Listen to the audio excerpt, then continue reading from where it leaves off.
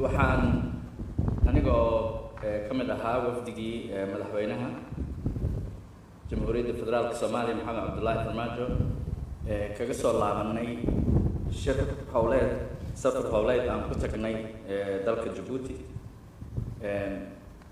hadda muddo yar ka hor waxaanan halkaas kaga qayb galnay shirkii 38aad aan caadiga ahayn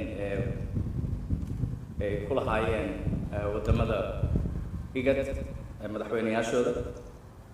Shirka wuxuu ahaa hal maalin, wuxuuna u bilowday qaab laba geesoodyo ah oo marba ay laba dal gooni isu arkayeen, kadibna iyagoo group ah oo kale ay soo arkeen, halkaasoo looga sii gudbay shirka qaybtiisii weynaa ama plenary-ga ahayd. shirarkaas laba geesoodyada ah waxaa lagu xaliyey arrimo badan oo culus oo ugu darnaa inta aan la gaarin shirka weyn. dowladda Soomaaliya aad iyo aad ayay ugu diyaar garowday shirkan oo ay diyaar u ahayd in eedeymaha ay u soo jeedisay Kenya ay ku soo bandhigto oo kaga hadasho shirkaas.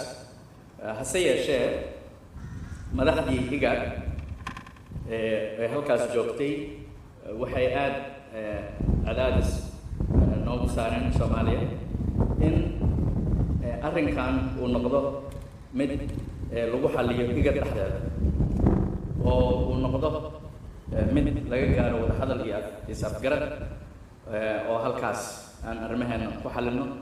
tallaabada ugu horeysana ay tahay in xaaladda la dejiyo ama de-escalation waxa la yiraahdo oo hoos loo dhigo xiisadda.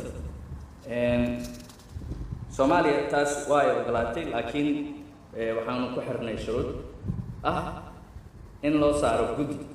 arrimaha ay Soomaaliya ka ashkatoonaysay waxay ahaayeen dhowr arrimood, qaarkoodna aan idinkala hadli karno, qaarkoodna aan ka gaabsan doono maadaama hawshaas ay weli socoto.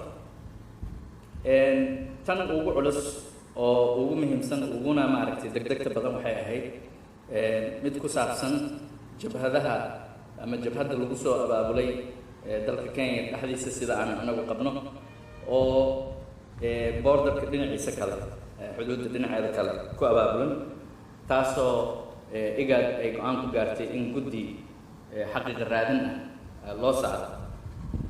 guddigaasna uu arrinkaas soo baaro.